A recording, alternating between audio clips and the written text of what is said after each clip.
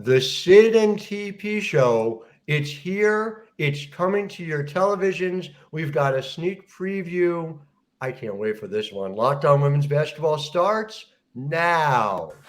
Ogunbowale for the win.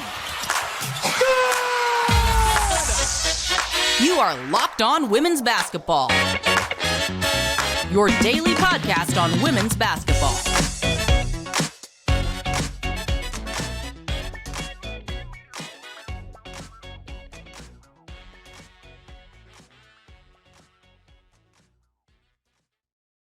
Well, hi, everyone, and welcome to Locked On Women's Basketball. I'm your host, Howard Megdal, and I want to thank you for making us your first listen every day. You guys keep showing up for us.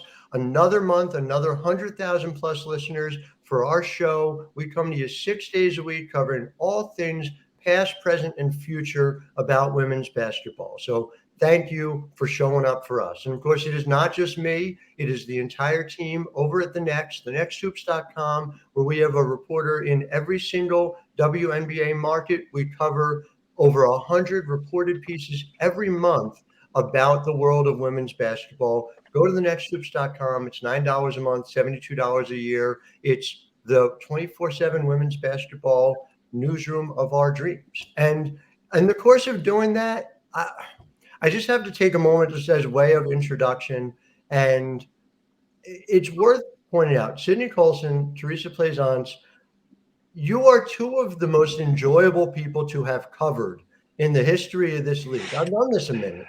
And not just me, when news of your show, the Syd and TP Show, which is coming this weekend, it is debuting this weekend, came on, I'm telling you, just across the stack, across everyone who has done this for a living, the idea was like, about time that you guys have a television show. So I'm so excited to get into like how it came about, why it came about.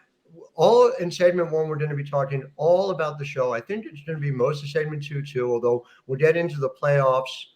Syd, I know do you have another job in addition to TV that you do also? Yeah, we're starting to have some important games coming up. Okay. I think that might be true. I'll have to look into that. It seems like there might be a playoff series coming up, but we'll talk about that too, of course, and also about what the off season is. And this sort of dovetails with my feeling about it. With the two of you getting a television show, it matters. It matters that there are stories being told that extend down, that it's not just one player at any time in women's basketball, and that's it. And that's what the conversation is like. And the offseason, the same thing. You guys playing with Athletes Unlimited and getting the opportunities to play in the offseason, a very big deal. But here's where I want to start. Just take me through, and Theresa, let's start with you. Just what was the initial approach like for you guys to have a television show? Honestly, I think I'm going to bump this one to Syd because I don't know what it initially looked like. I was kind of like an additional add-on later on down the road. Understood. All right, so let's start with you. Tell me, what's the origin story here of the Syd and TP Show? So I'd been talking to Kayla Johnson at Together for a little while, and we wanted to do something together. She was like, I don't know what it is, but we just need to have you be a part of something. Like, so we were discussing it, and it was initially going to be a podcast series just about my life in the WNBA, like my trajectory, staying in the league as long as I have without really being a high-minute player, talking about my passion for comedy and wanting to act after basketball, just like a lot of things, family, stuff like that. And so it was going to be like an inside look to my life for listeners who didn't like know my story and what I wanted to do. But when TP and I became teammates, we clicked immediately, and it was just like a kindred spirit kind of thing. And we bonded. And I told Gina, my agent, I'm like, hey, I think, I have a teammate who like I might be able to do something with. I think it might be even more fun than my podcast. And so some more time went on, and I kept being in like TP's ear. I'm like, girl, you are hilarious. Like, we got to do something together. And she's like, yeah, okay. And we got to a point a couple months later where I was like, Gina, look, no, I have to do something with TP. Like, I think that's the thing to take to Together. And I think it has to be us in front of the camera so that people can see us, because we're funny, like just talking and the way we would banter with one another and annoy our teammates in Vegas.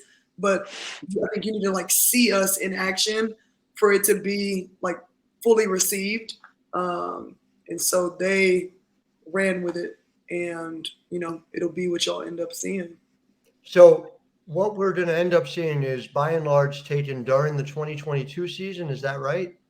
No, it's like this isn't really like super basketball related, even though that's like the log line. Right. We're not doing basketball stuff. You're not seeing scenes from games last year. This is like sketch comedy.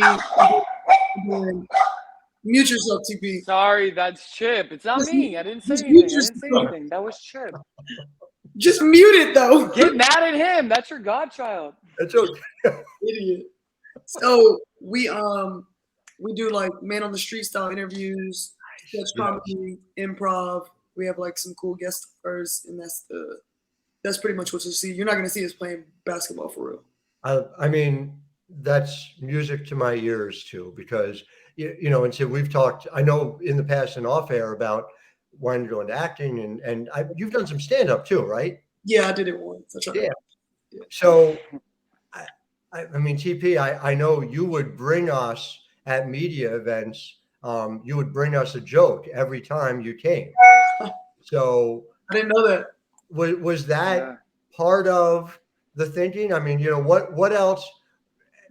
I know from just like back and forth that the comedy comes very naturally to you, but was performing on your, let's say, your dream list until this happened? I had zero interest in doing any kind of acting. Mhm. Like when I tell you zero, I mean probably in the negatives. I'm not the type of person that ever saw myself being on TV outside of like in game. Like that was like my TV type of deal. No words, no acting. I just like play the game, follow the scout, that kind of thing. And when Syd earlier mentioned that she stayed in my ear, it was a constant irritation, almost like just a constant ringing in your ear. Like, T, you're so funny. We could do a TV show. Don't you think? I was like, I don't know, Syd. Like, I don't know if TV's for me. No, come on, just think about it, T. Like the next day, hey, did you think about the TV show? Like it was just kind of constant until one day it actually became Acting classes a too. real thing. So that's just like kind of how it happened. It wasn't anything that I even know that I wanted, but and I've said this many times to Syd, but honestly, filming the show was some of the best times of my life. We had a really great time. Everybody on set was really amazing. And TV could be in my future. I don't really know. I was telling Syd the other day, I was just kind of like, I don't know what real TV is like because we had our own TV show. Everything went by what we wanted. I don't know if we had to follow somebody else's script, what that would look like, because everything was kind of tailored to us, what we would naturally do. And it was just really fun to just kind of be ourselves in this thing. So when you got to see it, and how many total episodes are we looking at here? And I do want to mention, and we're going to mention this several times, okay? The show launches September 18th. It's co-produced by Maximum Effort and Fubo, and you're able to see it, as I understand it, on the Fubo streaming channel. Is that right? I want to make sure everybody knows how to see it. It's on Fubo as well as many other streaming platforms. Together was the other production company. Like we initially, it was Together in Maximum Effort. And to me, Together is the key here, right? Because what Jessica Robertson is doing, telling these stories, making sure that what we're learning about when it comes to women's sports are people. What we're learning about with women's sports is what is real, what is the lived experience. Can you imagine having made it for anyone else? No, I mean, no. I think that's what was like really special about it. Like when I talked to Gina and when I talked to Kayla about it, I was like, I really don't want to be doing anything where it's like a lot of basketball. Because to me, it's very cliche, but like we're more than basketball players. And I think that for me and people got exposed to us through basketball, like through the Aces and seeing us be silly and joke on that team. And then obviously like winning the championship brought more attention. Mhm. But I feel like our sense of humor and our personalities are what could attract people to basketball that don't already watch it. So to me, putting a bunch of basketball on the show or on something about us wouldn't have been like as engaging. I think the fun part is that we don't play basketball on the show. There's like one scene where we're like messing around and like doing some trick shots, but it's not about that. Like, and because I personally know that I want to act after, I was like, I'm not trying to make this super basketball heavy. Like, that's not what I want to do. I want this to be funny for people and for them to see another side of us and of athletes, honestly. People are in for such a treat here. We're going to talk more about this in segment 2, but first,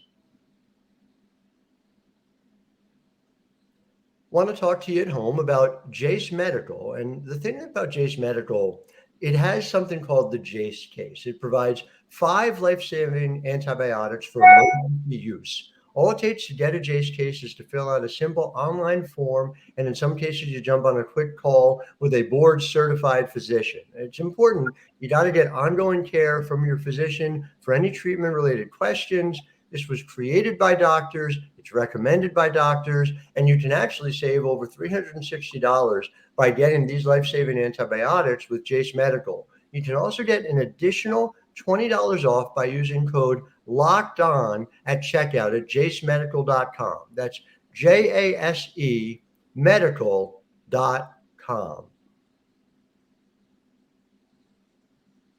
So back to this idea of your process. And Syd, I want to start with you about this. You use social media, it seems to me, as a method of like trying material out on the road. Is that the way you see it? Yeah, for sure. It started out like years ago when I started making videos. I think when they could only be like 15 seconds or something at one point, and then it like started increasing in time. I just started to share like more of the things that I would just do on my own or with friends. I'm like, oh, well, let me just like put this on here. It's funny to me. I don't know how it would be received, but like TP knows, like I make jokes for me. I don't make jokes for people to laugh. I'm like, it's a plus if people laugh, but honestly, that joke is for me. It's something that I find funny. So yeah, it's just one of those things. Like I try stuff out. Sometimes things resonate with people. Sometimes they don't. And I mean, like that's humor. That's like a lot of things in life. Like you're not going to get an entire audience to always laugh at something. But, you know, if you could hit a few people in comedy, like that's the aim. And so, yeah, I just kept going with the videos because it was something fun for me and like entertaining to do. And once again, because I knew I had a passion for acting afterwards, I'm like, let me just start trying stuff and see like how this is received, you know, and if other people who are in that field see something in me. I thought it was funny, Syd. Yeah. Thanks. I do too. But what's so interesting to me is you keep talking about after, and it's always obviously something that, you know, was clearly a potential option for you. We also know, and to our listeners at home, if you don't know, you know, Syd had to fight so hard to get back into the league. You played in 2011. There was a 4-year gap to come back to it. Was this something that you ever considered just peeling off and saying, all right, basketball is over for me much sooner than it's turned out to be? Because, you know, now you're, you know, one of the established vets in the league. Oh, man, I think, honestly, Howard, like, I'm a fighter. Like, I'm competitive. And I think that, you know, when it was taken away, when I was cut, like, early on in my pro career, I was just like, I feel like I can still do this. Like, I feel like I'm a capable player. Like, I still love the game. I love being on the team. Like, honestly, at this point in my career, I love being on the team probably more than I just love basketball. And that's how I always just am in life. Like, I enjoy relationships and people so much more than the actual thing that everybody is doing together. And so I think I was fighting to get back. And I was like, you know, if this is God's plan for me, it'll work out. If it's not, then it won't. And I feel like God has continued to just put me in places where I'm supposed to be, in positions on team. Like, no, I may not play a lot, but like I felt I've always had a purpose on every team that I'm on. And so, yeah, I kept fighting, wanting to make it back. And I think I was just really fortunate that I was able to do both things that I love at the same time. Like I never would have imagined that I would be doing something with acting or with comedy while I'm still playing, or at least not something somebody's paying me to do, you know? And so for me, this has been very surreal, like a dream come true, and something I'm definitely not taking for granted.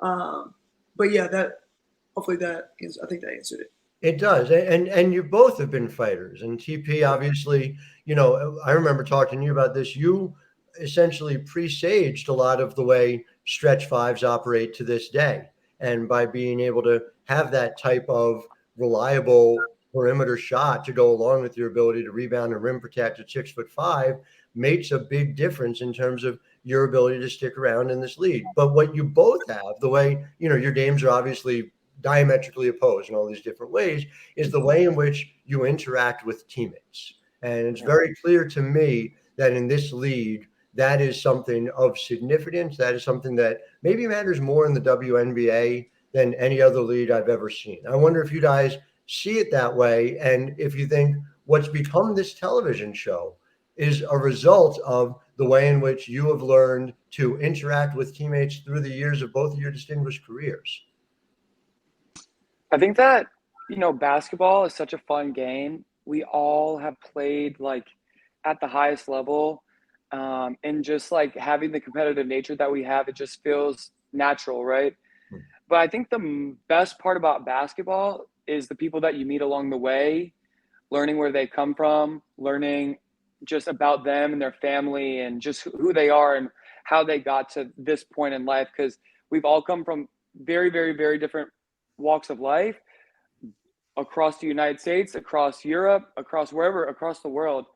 And we all, when you're in the locker room there, you're all in that one collective place, but you all had such different routes of getting there. So it's always very interesting to understand the person behind the player.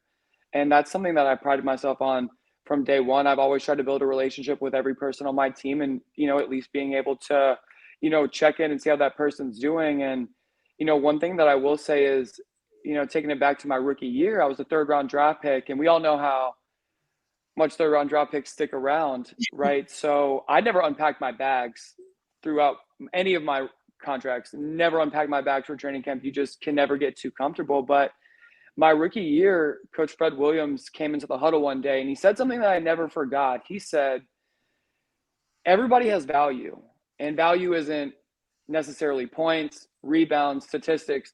Value is what you bring to your team every day. So as long as you keep your value, you'll have a job. And I just prided myself on being a hard worker, prided myself on being the first one in the gym, the last one to leave, just whatever, a helping hand to whoever needed it. Because, in the WBA, everybody's doing just more than what their job description entails.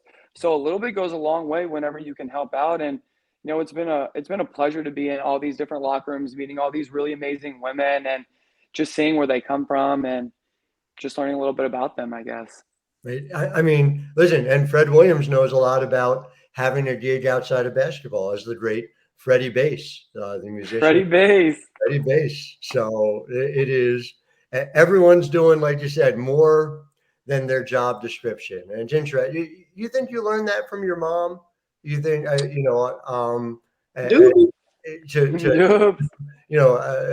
Mama Plaisance, I think, is a fair way to characterize her. Yeah. Head coach to this day. She's in Nicholls State, right?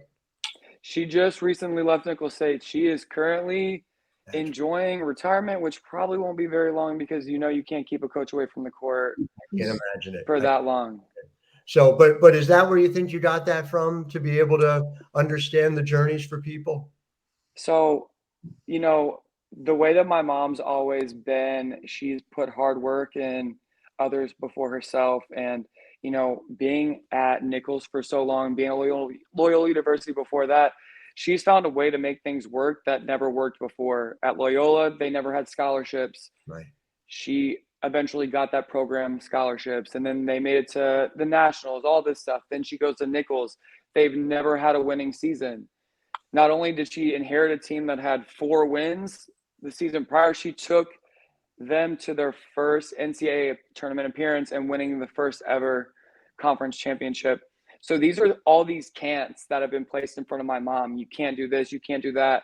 And honestly, like, we've been raised in a family where if somebody tells you you can't, you show them why they're wrong. And you don't do it disrespectfully, you do it quietly, you do your job, you put your head down, and you just prove people wrong, and you don't really have to say too much about it because you let your work speak for itself. And that's just the kind of person that my mom is, and it definitely has rubbed off. I hope I'm half of the competitor and person that she is, because she just brings so much to the women's game. And she is just a book of knowledge, just the way that she views the game and how she views relationships and how she views people. Like, I played for my mom one time, and it was the hardest summer of my life, but it was the summer that I really made the biggest turn in my whole basketball career. And, it says a lot about who she is as a person, to be able to coach her daughter and be able to have that dynamic, as well as the coach-player relationship as well. I wasn't allowed to call her mom on the court. That was one rule. When was this? How old were you? I was like 13 or 14. I was young. I was really young. We were playing AAU. This was right before she went over to Nichols when she was coaching in the NAIA. There was no rules, so you could do that. And, it was really, really cool to be able, because I've always, when you're raised around someone in the women's basketball, I used to go to my mom's games every night, night in, night out. And growing up, Loyola University women's basketball was the biggest stage I've ever seen in my life. I thought these girls were everything to me. To this day, my favorite player of all time, her name is Christine Mangai. She had the funkiest jump shot I've ever seen in my life, but I loved her to death. I thought she should have been everything. Christine, if you're watching, biggest fan right here. But just being able to watch my mom on that stage, and the way that she took her job so seriously and coached every single day as if she was in a WNBA finals, you just can't really compare. Just amazing. That's so cool. I love that story. Well, we'll be back very shortly just to figure out if there's anything else going on this week other than the TV show. But first, I want to talk to you guys at home about FanDuel. And FanDuel has a couple of offers going on right now. The NFL season is here. I think, is there a Las Vegas NFL team? I know the Aces obviously play in the WNBA. I don't know, is there? You guys know. I've heard of them. Yeah, Raiderettes. Oh, maybe that's it. Maybe that's it. Yeah. I'm listen. The NFL, it's new, but I hear it's something to check out. And you got two options. New customers at FanDuel can bet $5 and get $200 in bonus bets guaranteed.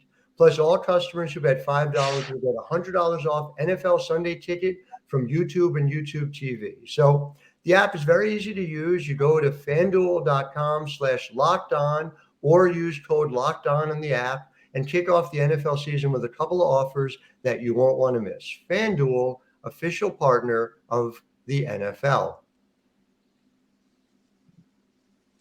So there is this other thing happening this week, and it is the Las Vegas Aces, who are the number 1 seed. They are the defending champions, and they open their defense of the championship this week. TP, are there any players that you think we should keep particular eye on as it relates to the Aces? Me personally, I don't know if you'll be able to get your hands on this, but I got my hands on a Sydney Colson jersey. Honestly, my favorite player on the team, Syd for MVP. If you haven't seen her in action, check her out. There's a few other notable players on that team that I feel like you should check out as well, but Syd is probably at the top of my list. And then I think her name is Asia Wilson. She would be nice to mention. Chelsea Gray, Jackie, everybody on that team is really awesome. Just being able to be in that locker room last season, I know what everybody brings to the table, and I know how cohesive it is. So, I'm pulling for you guys, and check out my girl Syd. Make sure you're watching and don't miss a minute of the WNBA playoffs. Although, quite frankly, the audience we have, they're not going to miss a minute. They're going to tell us what time the games are. That's right. Just tell us where the games are, what channel they're on. We're all going to be there. If I'm watching, unless I'm covering one live, so that's where I'm on it. But more to the point, I'm wondering whether you guys see it this way as an overlap, as the playoffs as entertainment. And Syd, as somebody who has these acting aspirations as well, do you get to express yourself as an entertainer, do you feel like, when you're playing basketball, or are those two just totally separate for you in terms of emotional experiences? I feel like people can. I feel like you can make it enjoyable. I don't think that it's like, I don't know that it's something you have to set out to do. I think you're just naturally enjoying your team and the game and y'all playing well. Like, the true feelings are going to come out, and that's the fun part that people like to see. Like, they like to see the and-one celebrations, somebody hitting a three and the bench going crazy. I think these are just the natural things that come with it when you have a team that likes one another and, wants to see one another do well. I think the joy comes out and it's entertaining. I don't think that it's like you got to put on a show, No, but that's similar to acting in a way, right? To get into a particular character and being able to present it rather than trying to put up a false front. People will see through that. Yes. Last thing I want to make sure we're touching on before we again tell everybody where and how to see the show is the off season ahead. So, again, you were both part of Athletes Unlimited. In general, this goes back to my thinking about this, which is an opportunity to have opportunities. Seems like such a significant moment of growth in women's basketball. As you guys think through the offseason, whether it's Athletes Unlimited, whether it's playing overseas at this point, what goes into your thinking? For each of you in turn, TP, I know you're coming from not having played in the W this summer, so maybe the calculations are different, but I just wonder how each of you figures out what you want to do now that there is a choice. So for me, this offseason, I plan on going overseas for a little bit, but like you mentioned earlier, I do plan on playing AU after I do a little stint overseas just to get back in action. But it is really nice to be able to have options, especially the convenience of playing here in the U.S. I think like the big part of why everybody's trying to play in the W is just like the convenience of playing in front of your family, having local TV that streams your games, having all the amenities that AU has to offer, which also is a lot of fun to play. Syd had to convince me to play last year just because I wasn't really in the mood to pick up basketball at that point. But after I joined in, I had so much fun playing in the game within the game. Just the point system of the players and everything was just so much fun. So I highly recommend you checking it out because if you haven't seen AU basketball, it is a lot of fun to watch, and you can, pick your favorite team, you can pick your favorite player and follow along. And it's such a great opportunity for you to learn about each player. I think AU does a really great job of expressing everybody's story and saying where everybody came from. And so you get to tap into who TP is and who Syd is and who Lexi Hall is and who Melissa Smith is and all these people that, in the W we all know, but in AU they just tap in a little bit deeper and you really get the more personal side of things. So I really look forward to this off season and getting back into basketball. It's been real boring without it, to be honest with you. But I'm just very happy to get back on the court and to pick it back up again.